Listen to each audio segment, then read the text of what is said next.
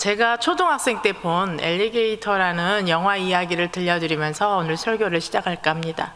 이 영화는 새끼 악어가 하수구에 버려지고 난 12년 뒤에 유전자 실험을 하던 어느 약품 회사가 몰래 하수구에 버린 오물을 먹고 자라나서 거대한 괴물이 되어서 사람들을 잡아먹는 존재가 되어버렸다는 이야기입니다. 여러분, 놀랍게도 이 사람 안에는 이 무서운 악어가 숨어서 살고 있다는 사실을 알고 계십니까? 우리 내면 깊숙한 곳에서 자리 잡고 있는 이 악어는 우리 내면에 쌓여져 있는 오물, 교만, 욕심, 분노, 시기, 질투, 미움 같은 것들을 먹고 자라납니다. 그렇게 자라난 악어는 어느 순간 앞의 영화처럼 거대해져서 우리를 집어 삼키고 우리마저 괴물로 만들어 버립니다. 그러나 모든 사람이 자신 안에 숨겨진 악어에게 잡아먹히지는 않습니다. 세상에는 인간 내면에 오물을 먹고 자라는 악어에게 잡아먹히는 사람이 있는가 하면 오히려 그 악어를 다스리는 사람도 있습니다. 그 예를 아주 잘 보여주는 이야기가 있습니다.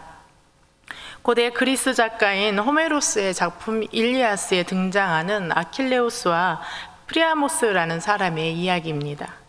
일리아스의 첫 문장은 이렇게 시작합니다. 분노를 노래하라. 펠레우스 아들 아킬레우스의 파괴적인 분노를.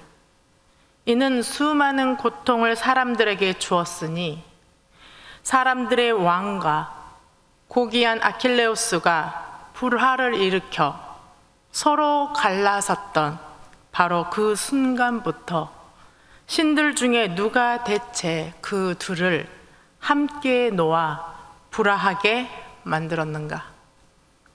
제가 읽어드린 일리아스의 첫 문장의 시작은 분노입니다. 이 분노는 이 책의 주인공인 아킬레우스의 분노를 말하고 있으며 작가 호메로스가 이 작품을 통해 말하고자 하는 주제이기도 합니다. 일리아스는 그리스 연합군과 트로이아 사이에서 치러졌던 트로이 전쟁에 관한 이야기입니다. 이 이야기는 그리스 연합군의 총사령관이었던 아가멤논과 아킬레우스의 말다툼으로 시작합니다. 아가멤논은 공개 회의에서 아킬레우스와 격한 말다툼 끝에 그의 애첩 브리세이스를 강제로 빼앗음으로써 아킬레우스에게 모욕을 안겨줍니다. 이 일로 분노에 사로잡힌 아킬레우스는 앞으로 트로이군과의 전쟁에 참여하지 않겠다고 공언해버립니다. 아킬레우스의 어머니인 바다의 여신 테티스는 아들의 부탁에 따라서 제우스를 은밀히 찾아가 그리스 연합군이 패배하도록 요청합니다. 그리고 제우스는 그 요청을 수락합니다. 아킬레우스가 없는 그리스 연합군은 트로이아에게 밀리게 되고 패배하게 되자 아가멤논은 그때에서야 아킬레우스에게 화해를 요청하고 빼앗아간 여인을 돌려주겠다고 말합니다. 이 소식을 들고 온 사람은 아킬레우스가 가장 사랑하고 아끼는 친구였습니다. 그러나 분노가 풀리지 않은 아킬레우스는 아가멤논의 화해를 거절했고 친구는 다시 전쟁터로 홀로 돌아갔습니다. 그러나 얼마 후 아킬레우스에게 돌아온 소식은 자신이 가장 사랑하고 아꼈던 친구가 트로이아 왕자 헥토르에 의해서 죽임을 당했다는 소식이었습니다. 친구의 죽음을 맞이한 아킬레우스는 아가멤논에게 잃었던 분노보다 더 깊고 더 뜨거운 분노가 그를 휘감았습니다. 그는 자신의 친구를 죽인 트로이아 왕자 헥토르에게 복수를 하기 위해 전쟁에 참여합니다. 그리고 드디어 헥토르를 사로잡았습니다. 헥토르를 손에 넣은 아킬레우스는 헥토르의 옷을 벗긴 채 알몸이 된 그를 마차에 매달아 놀고는 트로이아 도성을 3바퀴나 돌았습니다. 그 모습을 본 트로이아 사람들은 헥토르가 모욕을 당하며 고통스럽게 죽어가는 모습에 통곡했습니다. 이렇게 헥토르를 모욕하고 잔인하게 죽였음에도 불구하고 아킬레우스의 분노는 쉽게 사그라지지 않았습니다. 그는 분노가 일어날 때마다 밖으로 나가서 헥토르의 시신을 마차에 매달고는 들판을 미친 듯이 내달렸습니다. 이처럼 불화산 같은 아킬레우스의 분노를 녹인 한 사람이 일리아스의 마지막 장면에 등장합니다. 깜깜한 밤에 무장을 해제한 아킬레우스 앞에 똑같이 무장을 해제한 늙은 트로이아의 왕 프리아모스가 찾아옵니다. 그는 아킬레우스에게 잔인하게 죽임을 당한 헥토르의 아버지였습니다. 헥토르의 아버지인 프리아모스는 아킬레우스의 손에 입을 맞추면서 아들의 장례를 치를 수 있게 시신을 내어달라고 간곡히 부탁합니다. 이 모습을 보고 있던 아킬레우스는 자신의 아버지와 죽은 친구를 생각하면서 같이 눈물을 흘렸습니다. 이 순간 그 둘은 전쟁에서 벗어나 그저 사랑하는 사람을 잃고 아파하는 사람과 사람으로 만나는 순간이었습니다.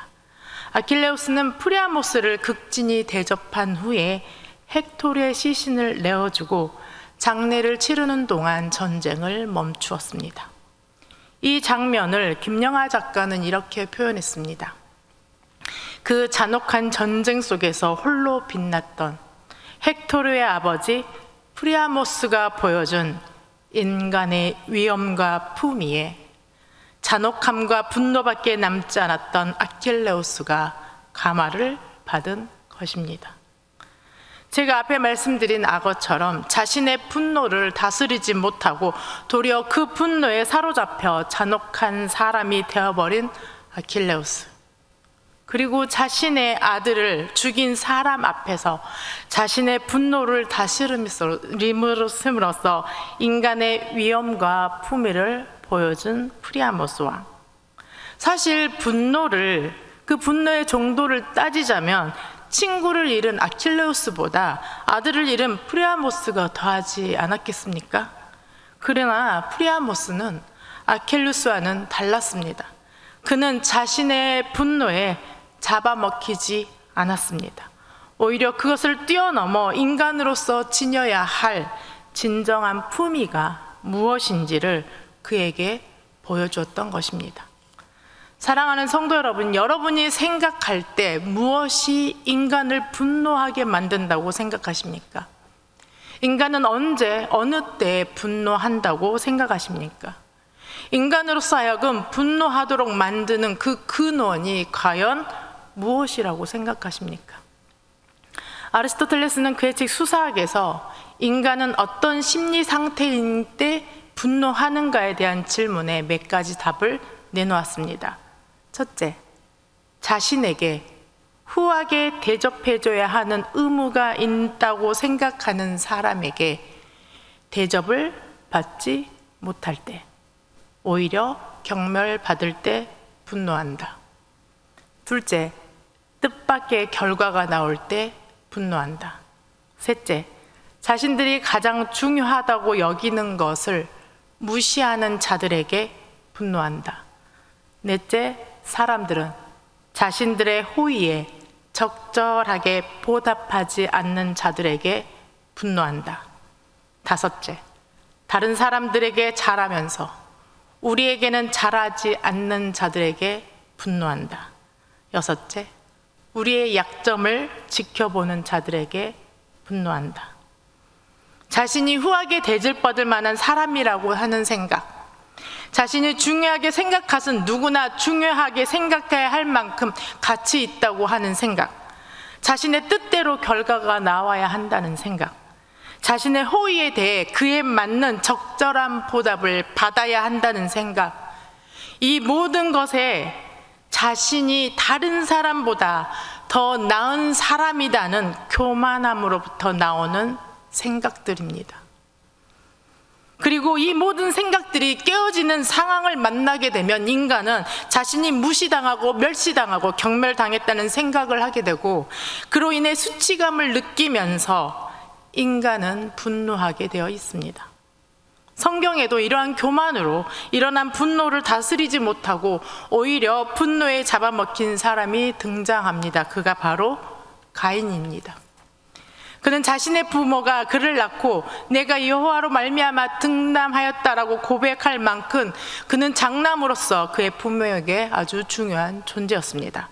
반면에 그의 동생 아벨은 가인의 동생이며 양치는 자 정도로만 소개되고 있는 존재감이 별로 없는 사람이었습니다. 그런데 하나님이 그런 존재감도 별로 없는 동생의 아벨의 제물을 받으시고 도리어 가인의 제물은 받지 않으신 것입니다. 이 사실은 가인에게는 가히 충격적인 일이 아닐 수 없습니다. 그것도 존재감도 별로 없는 동생 아벨 앞에서 말입니다. 이는 가인에게 더욱 수치감을 몰려주었을 것입니다. 앞에서 읽어드렸듯이 인간은 다른 사람이 자신의 약점을 볼 때 분노한다고 했는데 하필 동생 아벨 앞에서 이 일을 당했으니 그 분노가 어떠했겠습니까? 그러니 하나님 앞에서 분해서 안색이 변할 정도 아니었겠습니까? 우리는 이 모습에서 가인의 분노 뒤에 숨겨져 있는 교만, 가장 궁극적인 악인 교만이 가득 차 있음을 발견할 수 있습니다. 사람의 중심을 보시는 하나님은 가인의 마음 깊숙이 숨어서 꿈틀거리는 교만을 잡아먹고 자라는 악어를 바라보았습니다. 그러하셨기에 하나님은 가인에게 바로 경고하십니다. 창세기 4장 7절 말씀입니다. 함께 읽겠습니다. 선을 행하지 아니하면 죄가 문에 엎드려져 있느니라. 죄가 너를 원하나 너는 죄를 다스릴지니라. 아멘. 이 말씀을 다시 표현하면 이와 같습니다. 가인아, 너에게 죄를 짓도록 만드는 너의 분노를 먹고 자라는 악어가 네 앞에 엎드려져 있다. 그 악어는 너의 분노를 원한다. 그러나 너는 그 악어에게 잡아먹히지 말고 오히려 다스려라. 그 방법은 단 하나, 선을 행하거라. 그것이 너를 살릴 것이다. 그러한 하나님의 말씀에도 가인은 무엇을 선택했습니까?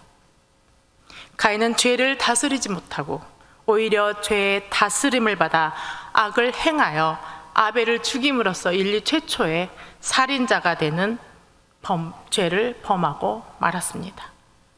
도대체 왜 가인은 자신의 죄, 자신의 분노를 다스리지 못했을까요?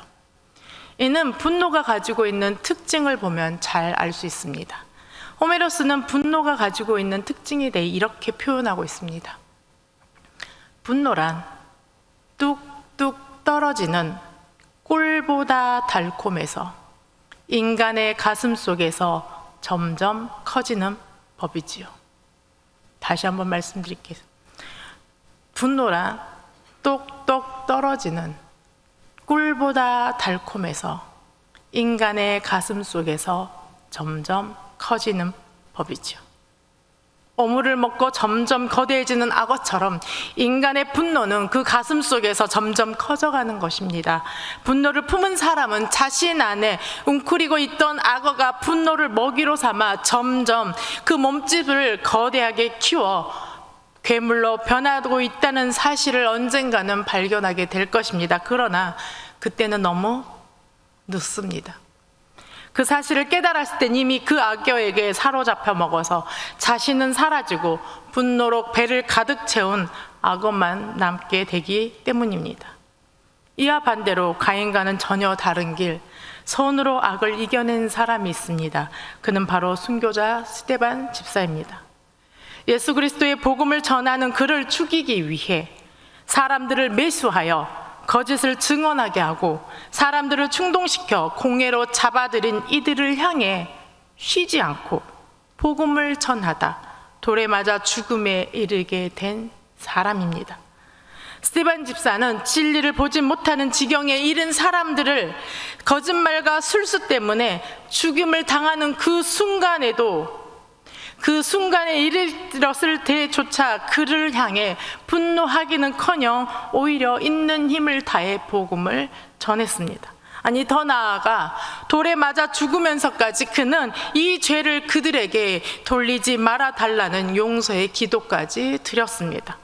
스데반이야말로 악을 선으로 이긴 하나님의 형상으로서의 인간의 품위를 가장 잘 보여준 진정한 복음의 사람이요, 하나님의 사람이었습니다. 여기서 던지고 싶은 질문이 하나 있습니다. 스데반에게는 분노가 일어나지 않았을까요? 진정한 복음을 전해주는 대가가 이것인가? 왜 저들은 거짓말과 술수로 나를 죽이려고 하는 것인가? 이런 생각이 전혀 없었을까요? 이 모든 생각을 충분히 할 수 있을 만한 속에서도, 그런 상황에 처했음에도 불구하고 스데반은 어떻게 자신을 괴롭히는 자들을 위해 기도할 수 있었던 것일까요? 제가 들려드렸던 일리아스 이야기로 다시 돌아가 볼까 합니다.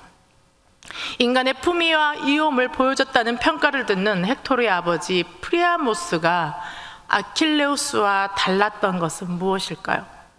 그에게 단 하나의 목적이 있었습니다.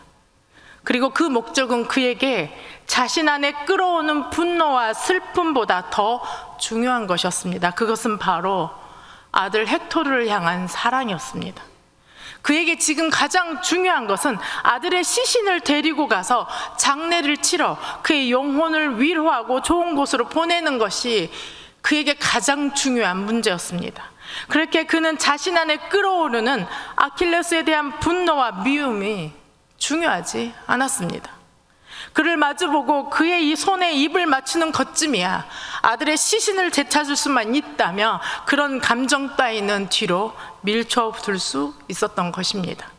그의 머리에는 온통 자신의 아들 헥토르로만 가득했던 사람입니다. 이 마음이 자신의 분노에 침몰당해 잔혹한 사람이 되어버린 아킬레우스와는 다른 사람, 인간의 품위와 위엄을 보여주는 사람이 될 수 있었던 원인이었습니다. 마찬가지입니다.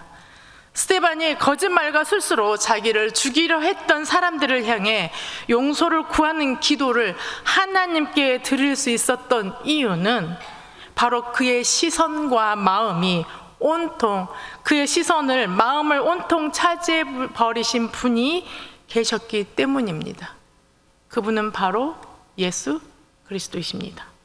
사도행전 7장 55절 말씀입니다. 함께 읽겠습니다. 스데반이 성령 충만하여 하늘을 우러러 주목하여 하나님의 영광과 및 예수께서 하나님 우편에 서신 것을 보고. 아멘. 스데반의 이런 모습을 그 자리에서 지켜본 사람이 바로 오늘의 본문을 작성한 바울이었습니다. 그는 그 당시 스데반에게 돌을 던지는 사람들의 옷을 받아들고 있었습니다. 그리고 그 일이 있은 후 다메섹으로 가던 중 예수 그리스도를 만나게 되고 주님을 따르는 제자가 되었습니다. 예수님을 구주로 받아들인 후에 그는 스데반이 왜 그렇게 죽어갔는지를 이해하게 되었을 것입니다. 그리고 악에게 지지 않고 선을 행함으로 손으로 악을 이기는 것이 무엇인지 스데반의 죽음을 통해서 알게 되었을 것입니다. 사랑하는 성도 여러분, 오늘 바울은 주님의 몸된 교회를 이루어가는 우리에게 이렇게 권면하고 계십니다. 오늘 본문 18절 말씀입니다. 할 수 있거든 너희로서는 모든 사람과 더불어 화목하라. 21절 말씀입니다. 악에게 지지 말고 선으로 악을 이기라. 그러나 이 말씀 앞에서 우리는 중요한 사실 하나를 인정해야만 합니다.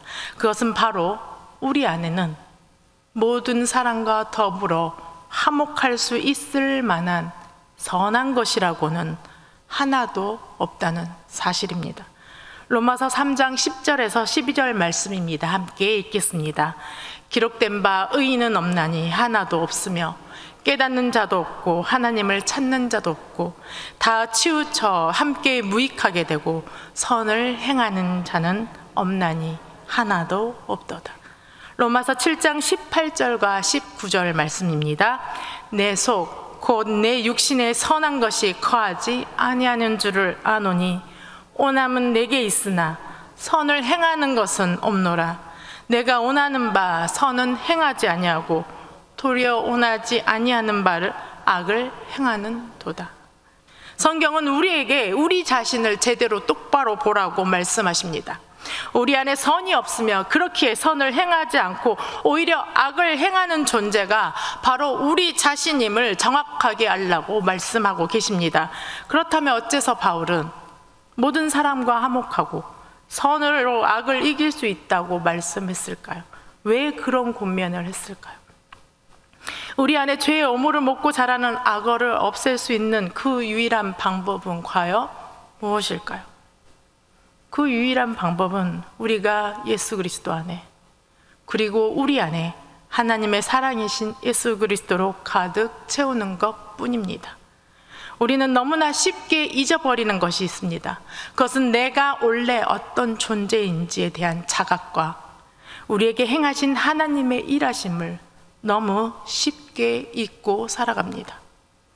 전지전능하신 하나님이 십자가를 지시면서까지 죄인된 나, 선한 것이라고는 찾아볼 수도 없는 나, 죄의 쇠사슬에 묶여 지내던 나, 사랑받을 만한 것이라고는 눈꼽바치도 찾아볼 수 없는 나, 그런 내가 건너야 할 죽음의 강에서 내 죄를 씻어주시고 깊은 절망의 늪에서 나를 일으키시고 구원해 주신 그 예수님, 우리가 어떤 상황에서도 놓쳐서는 안 되는 유일한 그 하나가 바로 하나님의 사랑 예수님이십니다.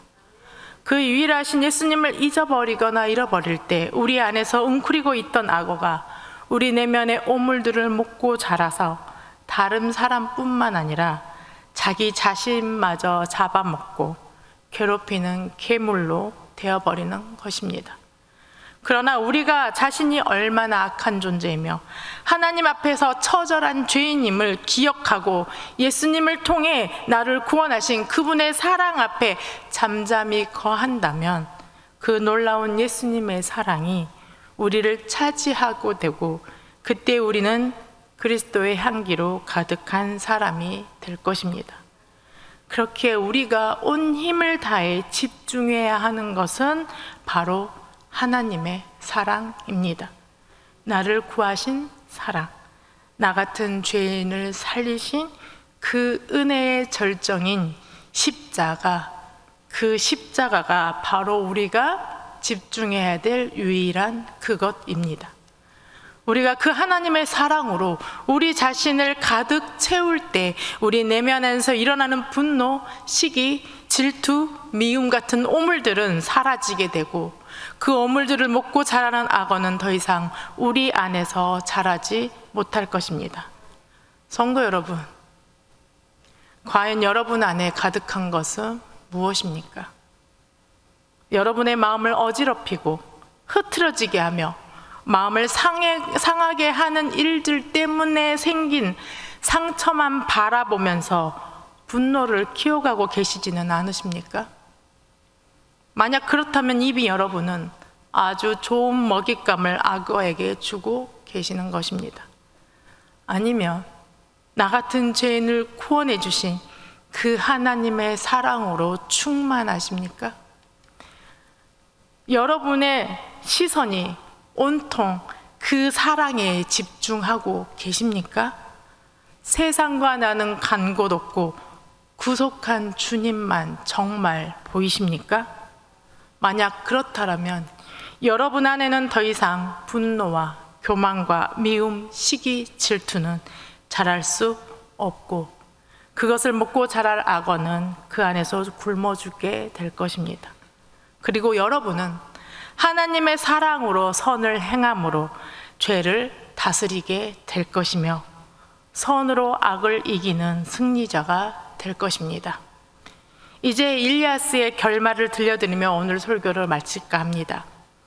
아킬레우스 한 사람의 분노로 시작했던 이 이야기는 슬픔에 젖은 여인들의 통곡으로 가득한 장례식으로 끝이 납니다. 김원 교수는 이와 같은 결말에 대해 이렇게 말합니다. 호메로스는 일리아스 작품을 통해 분노와 다툼이 가져다주는 결말은 죽음이라는 것을 말하고 있는 것입니다. 그렇습니다. 분노와 다툼이 가져다주는 결말은 슬픈 통곡으로 가득한 죽음뿐입니다. 사랑하는 성도 여러분, 우리 강주 베델교회가 추구하는 궁극적인 목표가 무엇입니까? 주님의 기쁨이 되는 생명의 공동체. 그렇습니다. 생명의 공동체. 우리 강주 베델교회가 추구하는 생명의 공동체가 되기 위해서는 우리 안에서 기생하고 있으면서 우리 안에서 일어나는 분노와 미움과 다툼을 먹이 삼아 자신의 몸집을 키워가려는 악어에게 먹이를 줘서는 안 됩니다. 주님의 기쁨이 되는 생명의 공동체가 되기 위해서 우리는 우리의 눈을 들어 십자가의 예수 그리스도를 바라봐야 합니다. 우리의 마음에 그 십자가를 끊임없이 새겨야 합니다. 나를 죄에서 복음으로 건너오도록 한 방울도 남기지 않고 더 쏟아내신 십자가의 예수 그리스도만을 만족하며 살아가야 합니다. 다른 것을 바라보려 할 때마다 정신을 꽉 잡고 그 십자가 예수님을 바라보도록 노력하는 우리가 되어야 합니다. 그 십자가의 주님이 우리의 구원자이시며 우리를 사랑하시는 주님, 우리의 주님이심을 늘 기억해야 합니다. 지금의 우리가 있는 것은 우리 발 앞에 흘러넘치도록 주님께서 십자가에서 한 방울도 남기지 않고 보혈을 흘려주셨기 때문이라는 사실을 늘 기억해야 합니다. 이 사실을 우리의 마음과 머리에 품고 살아간다면 우리의 영혼은 고요히 그리고 잠잠히 주의 십자가만을 만족하게 될 것입니다. 그때서야 우리는 비로소 하나님의 고귀한 사랑을 받은 자, 하나님의 자녀 된 자, 그리고 하나님의 형상으로 지은 자로서의 품위를 세상에 드러내게 될 것입니다. 또한 그 하나님의 사랑으로 자신을 바라보고 다른 사람을 바라봄으로써 선을 행하여 죄를 다스리는 진정한 하나님의 사람으로서의 품위를 보여주게 될 것입니다. 사랑하는 성도 여러분, 여러분의 삶의 모든 순간을 십자가의 예수님으로만 채우십시오. 그래서 하나님의 자녀다운 품위를 지닌 하나님의 사람이 되어 주님의 몸된 우리의 강주 베델교회를 생명의 공동체, 주님의 기쁨이 되는 진정한 생명의 공동체로 세워가는 그 일에 앞장서 가시는 저와 여러분이 되기를 간절히 기도합니다.